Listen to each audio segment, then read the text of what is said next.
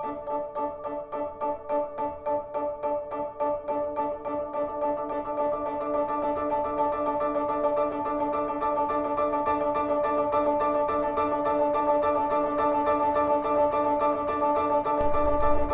1976, Holly Solomon invita Gordon Matta Clark à présenter son travail dans sa galerie de Soho.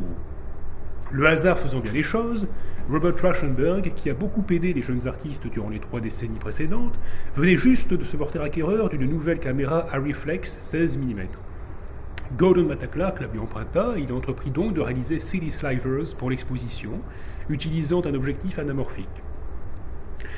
Il a entremêlé des bandes verticales devant l'objectif de la caméra, de façon à filmer des tranches de ville en ne laissant pénétrer sur le négatif que des tranches de lumière. Il retira ensuite les bandeaux noirs qui ont entrecoupé ces vues urbaines, rembobina le négatif à la main et dans le noir, et filma de nouveau. Exposant différentes tranches du négatif, le film nous donne des vues verticales sur New York City, au moyen de photogrammes tantôt isolés et tantôt associés, tantôt opaques et tantôt réfléchissants. Des éclats de ville qui s'imbriquent sur un mode rhapsodique. Le résultat obtenu paraît assez high-tech à l'époque, et demeure surprenant si l'on juge que ces effets ou ces trucages ont été réalisés entièrement à l'intérieur même de la caméra, la règle que l'artiste s'étant fixée alors étant de ne jamais toucher au négatif. City Slivers n'est pas un apax dans l'œuvre de Matta Clark, à proprement parler, mais tout de même, il s'agit d'un film expérimental qui n'enregistre aucune performance, contrairement à la plupart de ses autres documents filmiques ou photographiques. Avec City Slivers, Matta Clark fournit le spectateur d'un instrument d'optique bricolé qui lui permet de trancher dans le vif de la ville et d'en recueillir des éclats. Qu'en est-il des œuvres pour lesquelles l'artiste est demeuré célèbre, à savoir ses découpes d'immeubles obsolètes voués à la démolition, ou autrement dit la transformation sculpturale de bâtiments abandonnés par le découpage et le démontage de leurs données architecturales? Nulle autre œuvre que Conical Intersect, aussi connue sous le titre d'étendard pour locataires, n'énonce aussi fortement les questions et les problèmes soulevés par la pratique de Matta Clark. L'artiste l'a réalisé en février 1975 en réponse à l'invitation qui lui avait été faite de participer à la 9e Biennale de Paris. Comme convenu, une structure abandonnée et vouée à la démolition serait mise à sa disposition en cette occasion. Il s'est agi en l'occurrence de 2 maisons adjacentes, datant de la fin du XVIIe siècle, situées au numéro 27 et 29 de la rue Beaubourg. Le site sur lequel Matta Clark allait intervenir était autrement dit le quartier Léal-Plateau-Beaubourg, qui était alors en cours de modernisation. Et ces modestes immeubles, dont il devait faire une œuvre, étaient dans cette affaire parmi les derniers rescapés, cependant en sursis. On aurait pu rêver meilleur arrière-plan pour ces forages provisoires que le site qui lui fut confié, ce d'autant que derrière les maisons jumelles était en effet en train de se construire le centre Georges Pompidou, et l'artiste conçut son œuvre après qu'il eut vent des plans de construction du futur musée. Il entreprit de rattacher les 2 bâtiments mitoyens, en y creusant un cône vrillé, visible de la rue Beaubourg, et pointant en direction du centre Pompidou alors en chantier. Comme nous l'indique le dessin schématique que Matta Clark en a tracé, son intersection conique était une chose bien plus complexe qu'il ne pouvait sembler de l'extérieur. Elle était en vérité structurée en nid d'abeille, à partir de la découpe principale que l'artiste a opérée dans la façade nord et dont le centre, mesurant 12 pieds de largeur, coïncidait grosso modo avec le milieu entre le 3e et le 4e étage, se déployait à l'intérieur des 2 bâtisses un nœud de cercle découpé qui paraissait se tordre autour d'une diagonale ascendante et réduire son diamètre à mesure qu'il traversait les maisons jumelles. Le forage de ce cône était en effet scandé par une succession d'arcs produits par d'autres découpes semi-circulaires. Les perforations de Matta Clark engendraient ainsi des espaces d'une beauté enivrante. Les espaces négatifs qu'il perçait dans l'architecture s'affairaient généralement d'une complexité redoutable, tant sur le plan visuel qu'à un niveau kinesthésique. Pareille intersection conique dépouillait quiconque se trouvait à l'intérieur des coordonnées usuelles selon lesquelles on se repère dans l'espace architectural. Aussi, faire l'expérience de ces bâtiments découpés, c'était se sentir traversé par la contingence, dérivé loin du donné apparent de l'espace architectural. Visiter une telle œuvre suscitait immanquablement une sensation de vertige. On y perdait à coup sûr son assise d'être érigé, car venait toujours un moment où on ne savait plus faire la différence entre le plan horizontal et le plan vertical. Et cette incertitude perceptive pouvait s'avérer extrêmement dangereuse dans un bâtiment percé de trous, renvoyant les uns aux autres. Quelque complexe et vertigineuse qu'ait été la structure interne de Conical Intersect, Peu de gens y ont eu physiquement accès, cela dit, et la plupart, étant restés sur le trottoir de la rue Beaubourg, n'y ont vu qu'un énorme trou circulaire pratiqué dans la façade d'un immeuble. Sans même savoir qu'il s'agissait d'une œuvre d'art, ils s'arrêtaient perplexes, amers ou légèrement amusés, et désignaient du doigt la forme mystérieuse, quant à sa provenance aussi bien qu'à sa destination, qui exerçait sur eux un effet apotropaïque. Et une fois l'immeuble démoli, la perplexité n'a fait que croître dans le public.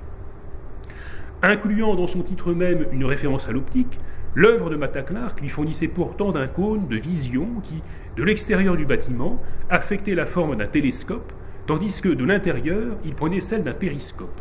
Orienté à un angle de 45 degrés par rapport à la rue, il permettait donc aux passants de regarder au travers pour voir se juxtaposer l'architecture actuelle et ses incarnations antérieures, aux dépens desquelles croît la première.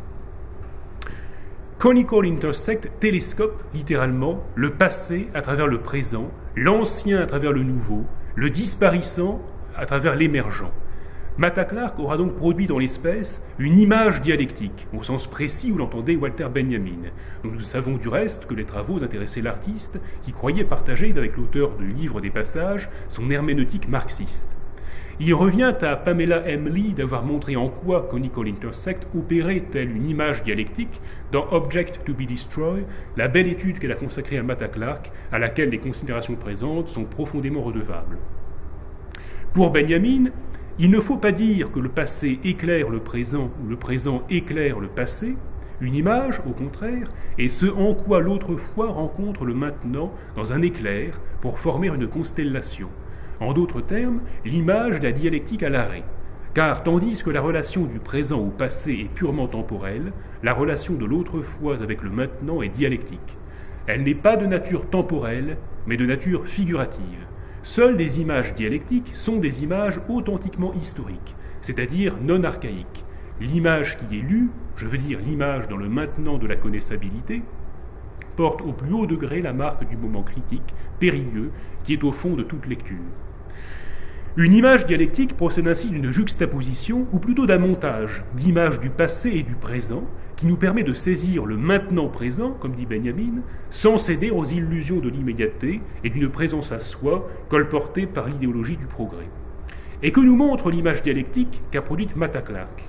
Si ce n'est un trou, ou plutôt deux, ou plutôt trois, il faut dire en effet combien le trou insistait dans ce quartier délabré en voie de rénovation. Le cône optique de Mata Clark dirige nos regards vers le trou des Halles. Comme on disait alors, en 1975, nous ne trouvions pas en cet endroit le complexe que nous connaissons aujourd'hui, comprenant notamment le Forum des Halles, ce centre commercial souterrain, et la station de métro. À la place, nous ne trouvions qu'une plaie béante, un trou au cœur de la ville, par où sa mémoire s'évacuait, et dont le caractère informe contrastait vivement avec la rigueur géométrique des boulevards haussmanniens qui l'entouraient. Nous savons ce qui a causé cette affreuse balafre au cœur du vieux Paris. Ce fut d'abord le déplacement, entrepris en 1969, du marché des Halles vers Rungis, puis 2 ans plus tard, la destruction des pavillons Baltard. Ces fameux pavillons de fer et de verre s'étaient érigés à la fin du XIXe siècle dans le sillage d'une rénovation dont le baron Haussmann avait tracé les plans et qui marquait déjà une destruction du vieux Paris. Ces pavillons n'en ont pas moins cristallisé pour un temps l'image d'un Paris moderne, Émile Zola ayant même cru pouvoir dire qu'il s'agissait du seul monument original dressé en ce siècle. Ils étaient censés donner une forme pérenne au marché des Halles en vertu de leurs matériaux modernes. Presque aussitôt après qu'il a été construit, ce monument au progrès, à la productivité de l'industrie moderne et aux bienfaits de la technique est apparu suranné, cela dit. Les Halles sont dès lors devenues le site d'une tension jamais apaisée entre le nouveau et l'obsolète. Dans les années 1970, la controverse entourant le trou des Halles tournait autant autour de la démolition du patrimoine architectural que de la spéculation immobilière à laquelle cette démolition allait laisser carrière. La construction du centre Pompidou est venue amplifier cette controverse sur laquelle Conical Intersect ouvre un large spectre. Outre la destruction du vieux quartier qu'impliquait fatalement l'érection du centre Pompidou sur l'ancien parking des Halles, on peut, en se donnant le regard perçant d'un Jean Baudrillard, voir un trou dans cet enfant monstrueux, bien que légitime, de l'âge de la machine. Ou plutôt, on peut, avec l'auteur du polémique L'effet Beaubourg, voir cet édifice comme une machine à faire le vide et, partant, comme un grand trou noir. Si ce bâtiment avec les tripes à l'air, comme on a pu l'appeler, affiche sur sa façade cet assemblage de tuyaux ou de tubes, de conduits de chauffage, d'escalators et d'ascenseurs, c'est en effet pour nous signifier que ces espaces sont modulaires, que sa structure est flexible et bien faite pour s'adapter aux changements. Écoutons ce que nous en dit Baudrillard. L'architecture extérieure, avec ses réseaux de tuyaux et son aire de bâtiment de l'expo ou de la foire universelle, avec sa fragilité calculée, dissuasive de toute mentalité ou monumentalité traditionnelle, proclame ouvertement que notre temps ne sera plus jamais celui de la durée, que notre seule temporalité est celle du cycle accéléré et du recyclage, celle du circuit et du transport des fluides. Ceci, Beaubourg veut le cacher, mais Beaubourg-Carcasse le proclame. Conical Intersect s'installait ainsi dans un espace social et architectural déjà criblé de trous et de vides, où il apparut comme un symptôme. Assurée de sa propre disparition, l'œuvre de Mata Clark figurait les conditions matérielles de son environnement, elle intériorisait les mécanismes de sa production. Mais bien au-delà de l'histoire de Paris et des vicissitudes locales de sa planification urbaine et architecturale, Conical Intersect nous révèle au fond que le trou est l'image même de la modernité. C'est une image paradoxale, bien sûr, car elle est façonnée par un manque à voir, parce qu'elle est dépourvue de forme ou de contours nets. Mais il semblerait que la modernité ne puisse en produire d'autres. Conical Intersect se sera donc dressé, momentanément, comme l'impossible monument à cette modernité. C'en est un monument, en ce qu'il dit le rythme effréné qui conjoint la construction et la destruction, la nouveauté et l'obsolescence programmée. Ce monument est impossible puisqu'il ne saurait, par la force des choses, remplir la fonction présumée d'un monument, qui est de stabiliser les événements historiques et de communiquer les valeurs qu'il véhicule. Conical Intersect s'avère ainsi structuré par un modèle critique que n'aurait pas désavoué Benjamin, en cela qu'il oppose à l'environnement bâti immédiatement visible les histoires perdues ou enterrées qui le conditionnent. L'anarchitecte Mata Clark réemploie des choses qui ont sombré dans l'obsolescence pour interroger les fondements même du progrès, selon une logique chère à Benjamin, qui voyait des énergies révolutionnaires jaillir de ces objets dépouillés de leur nouveauté, qui ont épousé leur propre désuétude et ont commencé de s'éteindre. Encore faut-il, pour en déceler le potentiel révolutionnaire, adopter le regard qui convient et substituer une vision politique à une vision historique. C'est ainsi qu'apparaîtra la somme de destruction dont se nourrit, sans l'afficher, cette quête incessante de nouveauté qu'est la modernité, qui se donne pour un processus cumulatif au service du progrès. Le déchet est là pour en témoigner, et c'est pourquoi Mata Clark ne travaillait que sur des bâtiments destinés à être rasés. Il était en effet essentiel à son projet que les sites architecturaux qu'il transformait fussent des déchets urbains voués à la démolition. Si je vais, disait-il, vers les bâtiments abandonnés, c'est parce qu'ils me préoccupent très profondément. Non pas que je puisse faire grand-chose pour eux, mais parce qu'ils occupent terriblement le paysage urbain et la condition urbaine. L'artiste mettait ainsi en équation l'architecture, ou l'art plus généralement, et le déchet. Une œuvre de jeunesse, telle que Garbage Wall, donne une version très littérale de cette équation entre le déchet et l'environnement bâti. Il s'agit en effet d'une structure architecturale de fortune, faite de détritus mêlés de plâtre et de goudron compressés, qui a servi de décor à une performance d'activité désespérément banale de 3 jours, avant d'être démantelée et jetée dans une benne à ordures. En 1972, il convertit une benne à ordures précisément en maison, qui fit office de site pour d'autres performances du même acabit, et cela a donné Open House, un logement étrangement contemporain dont l'ouverture, autrement dit le caractère public, révèle que les conditions de la vie urbaine reposent sur ses propres déchets. De tels objets font bien sûr référence à nos habitudes de consommation, telles qu'elles se sont développées dans nos sociétés, mais la place et la fonction du déchet dans l'œuvre de Mata Clark s'avèrent irréductibles à une lecture sociologique. L'équation qu'il pose entre l'environnement bâti et le déchet va au cœur de la question de savoir ce que signifie le contemporain. Que veut dire être avec le temps ? Le présent est tissé de vestiges, mais le paysage urbain moderne tend à opacifier la relation du présent au passé. Il ne donne pas à connaître la présence du passé en tant que passé, dans le présent, de sorte que le passé y demeure inactuel ou intempestif. Cette illusion de la permanence, quoi de mieux que l'architecture moderne pour la cultiver ? Cette architecture avec laquelle Mata Clark a voulu en découdre dès qu'il est sorti diplômé de la Cornell University, où il l'avait étudié. Ce n'est pas tant aux formes que l'architecture invente qu'il allait s'en prendre, même s'il s'attaquerait physiquement à ces édifices, qu'à la vanité même de l'architecture, qui ne tient pas compte de la fragilité de ses entreprises. L'architecte se prend pour un sculpteur et prétend construire pour l'éternité. Or, il se leurre quant à son propre rôle, surtout dans la société capitaliste, où tôt ou tard, l'architecture passe à la trappe. Tel doit être son destin, en effet, si c'est un déchet. Le travail de Mata Clark vise à mettre cet état de choses en évidence. Tel est le premier point sur lequel la perspective que l'artiste a tracée l'amène à croiser Georges Bataille.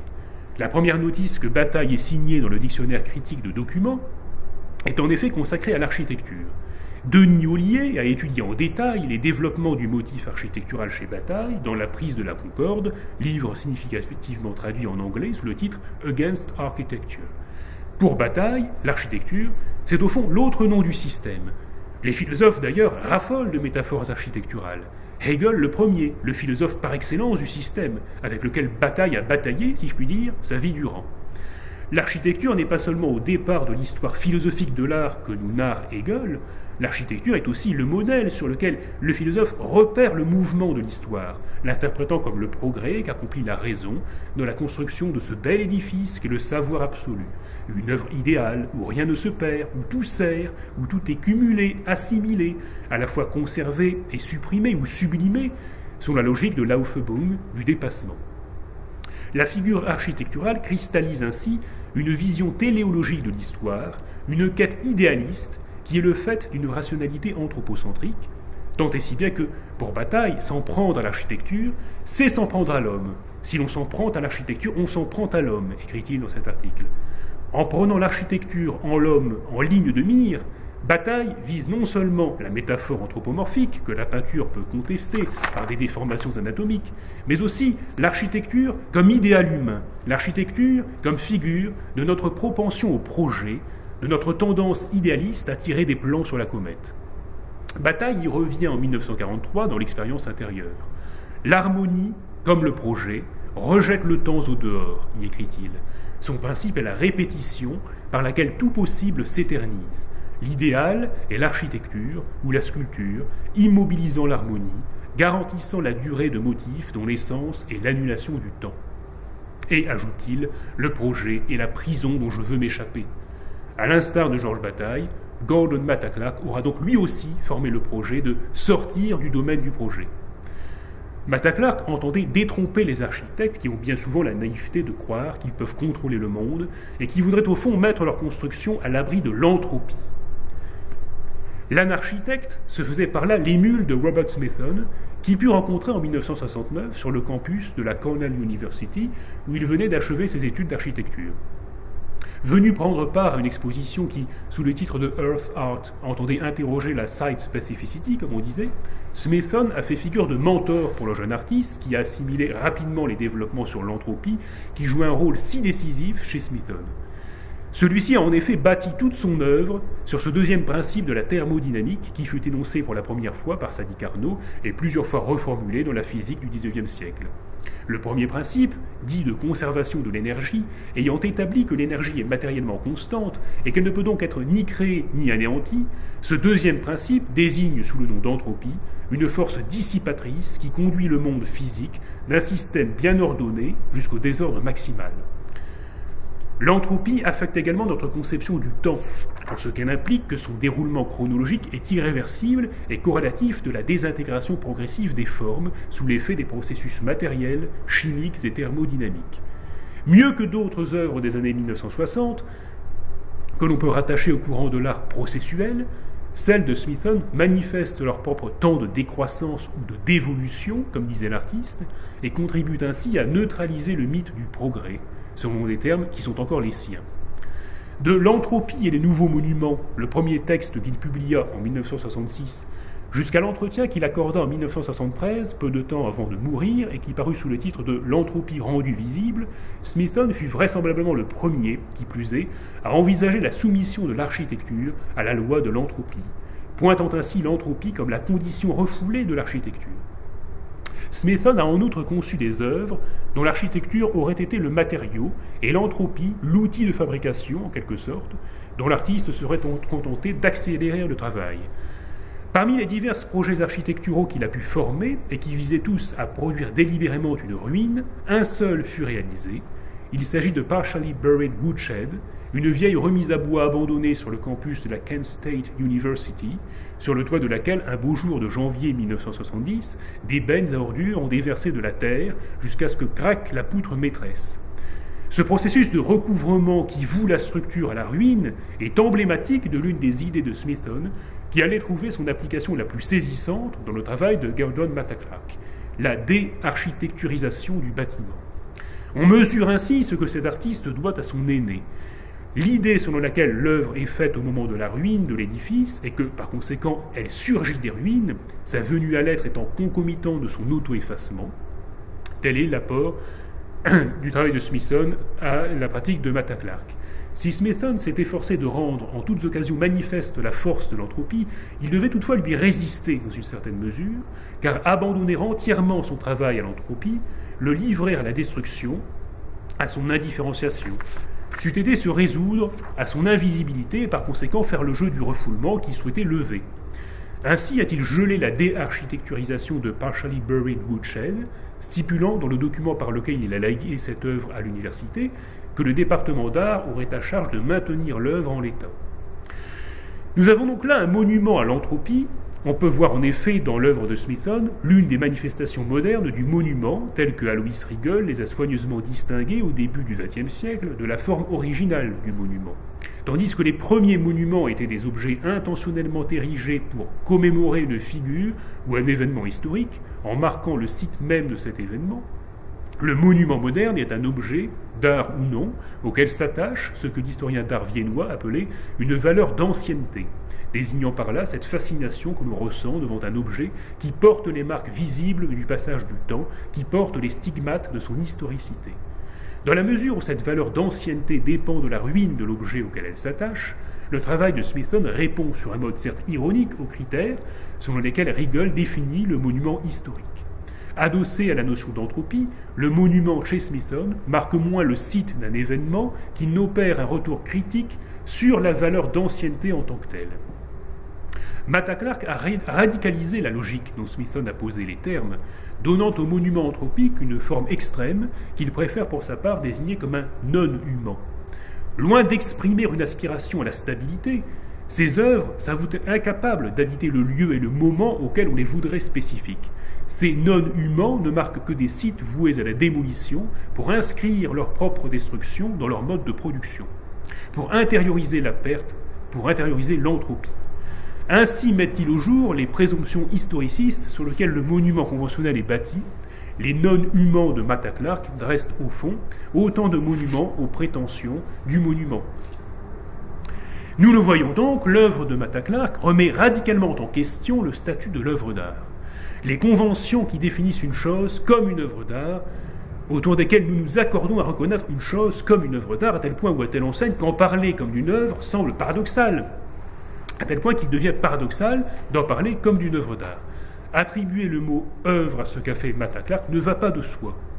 Son travail frustre les conventions autour desquelles on s'accorde à reconnaître une chose comme une œuvre d'art. Dans l'esthétique occidentale, à tout le moins, l'idée d'œuvre d'art s'entend traditionnellement d'une chose relativement autonome qui forme un tout, achevé, que l'on peut saisir dans son maintien plus ou moins stable et qui est porté à un certain degré d'achèvement. Bien qu'on sache pertinemment qu'une œuvre d'art n'est jamais vraiment achevée dans la mesure où sa réception fusionne des horizons d'attente, passé, présent et futur. Une œuvre d'art se conçoit comme quelque chose qui procède de la logique de la production ou de la construction d'un objet. Or, il est significatif que Matta Clark employait le terme « d'unbuilding », que nous traduirons par « débâtir » pour éviter toute confusion avec la déconstruction derridienne, pour décrire sa pratique, et qu'il a toujours soutenu que ce qui faisait œuvre, dans son œuvre, c'était bel et bien les découpes de bâtiments, et non les vestiges qu'il en reste, ni les documents qui les archivent. En tirant son œuvre d'un site voué à la démolition, en prenant pour matériaux des bâtiments abandonnés destinés à être rasés, ce qui suppose d'accepter l'éphémère, Matta Clark pose au fondement de son travail le principe de la destruction. Il pose la démolition du site ou la destruction de l'œuvre comme principe générateur. Son travail n'atteste pas seulement de la vulnérabilité, de la caducité ou de la fragilité de l'architecture, mais de la caducité de toute entreprise humaine. Son travail expose l'œuvre d'art à une insécurité ontologique. L'œuvre présuppose sa propre destruction, elle déclare, autrement dit, son désœuvrement, Elle révoque la notion même d'œuvre, elle nie à tout le moins le donné de l'œuvre d'art, en raison même de sa condition de possibilité. Fondées sur la destruction même du site qu'elles transforment, les œuvres de Mata Clark n'ont pas été faites pour demeurer permanentes, elles n'affichent aucune prétention à la permanence, parce que dès le départ, elles se sont subordonnées aux temporalités changeantes de leurs matériaux. De fait, ces œuvres en situation sont aujourd'hui physiquement inaccessibles, et ces découpages d'immeubles n'existent maintenant que sous la forme de résidus, fragments, photos, films ou documents. À quelles conditions peuvent-elles alors intégrer, au titre d'œuvres d'art, les collections d'un musée ou de quelque autre institution artistique? Elles jouent pour ce faire sur la dialectique du site et du non-site, dont la théorisation compte parmi les contributions les plus importantes qu'a faites Smithson à la réflexion sur l'art d'un temps qui demeure le nôtre. Pour rappel, le site, c'est l'œuvre faite in situ, parmi un large éventail de lieux au grand air, tandis que le non-site est le déplacement synecdoquique de cette même œuvre dans l'espace du musée ou de la galerie, par le biais de documentation, photos, vidéos ou cartographiques, mais encore sous la forme de spécimens géologiques prélevés sur les lieux, produisant ainsi des earthworks en salle ou en chambre. Il convient de souligner, cela dit, que site et non-site n'existent pas indépendamment l'un de l'autre. Ce sont des termes mutuellement inclusifs, d'une dialectique, d'un dialogue complexe et contradictoire qui se noue dans l'espace d'exposition où, nous dit Smithson, les deux côtés sont présents et absents en même temps. Si en effet le site demeure en dehors de la juridiction du musée ou de la galerie, c'est dans de tels espaces toutefois qu'il trouve, plus que sa référence fragmentaire, sa réception pleine et entière, sous les espèces d'un non-site dont la signification profonde dérive pourtant d'un lieu où il n'est pas, d'un non-site qui pourtant ne prend sens qu'en référence à une situation qui est irrémédiablement coupée de son voisinage immédiat. L'œuvre spécifique à un site, autrement dit, ne tient pas sa raison d'être d'un lieu considéré comme cohésif et entier, son emplacement est fondé sur un acte de dissipation, sur un déménagement, sur un enlèvement, elle est coordonnée autant autour de son déplacement en salle que dans son installation en plein air. C'est ainsi que l'art contextuel s'intègre dans une collection en opposant une résistance aux conditions matérielles, en ouvrant la possibilité d'un espace en dehors du propre, en dehors du légiférable. Comme Pamela Emily l'a avancé, nous pouvons décrire la pratique artistique de Gordon Matta Clark en termes d'économie sacrificielle. Nous pouvons dire à la suite de cet auteur que la pratique artistique de Gordon Matta Clark procède d'une économie sacrificielle en empruntant à Georges Bataille une expression qui a pour mérite d'insister autant sur la dimension sociale et rituelle des sacrifices que sur la destruction autour desquelles de tels rites s'organisent. L'économie sacrificielle relève plus généralement d'une économie générale que Bataille distingue des économies restreintes en ces termes, tandis que les économies restreintes sont par nature des systèmes fonctionnalistes et cumulatifs, ordonnés aux logiques du progrès et de la croissance. L'économie générale pose en revanche comme l'un des principes fondamentaux de la société la destruction, la dépense improductive, inutile, fastueuse, la luxueuse et l'immense gaspillage d'énergie. Cela suppose donc qu'un système perd de l'énergie excessive qu'il ne peut employer ou exploiter pour la croissance, une énergie perdue, sans profit, au service de son propre déploiement. La manière dont un système perd cette énergie peut avoir des conséquences glorieuses ou désastreuses. Tout dépend si cette condition est reconnue ou non comme une base de l'organisation sociale. Le sol où nous vivons n'est quoi qu'il en soit qu'un champ de destruction multiplié, nous dit Bataille. Notre ignorance a seulement cet effet incontestable, elle nous mène à subir ce que nous pourrions, si nous savions, opérer à notre guise. Elle nous prive du choix d'une exsudation qui pourrait nous agréer. La notion bataillienne d'économie générale enveloppe une critique de la dialectique hegelienne et de ses visées totalisantes, comme de bien entendu. Qualifié de sacrificiel, l'art de Matta Clark n'induit cependant aucunement qu'il s'agit d'une étreinte joyeuse, d'une célébration de la destruction des bâtiments.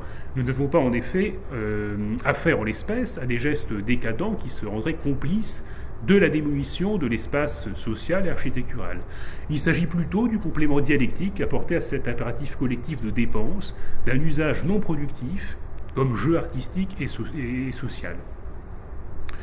Voici donc comment les œuvres de Matta Clark témoignent d'un état de la culture matérielle, de la production et de la circulation des biens.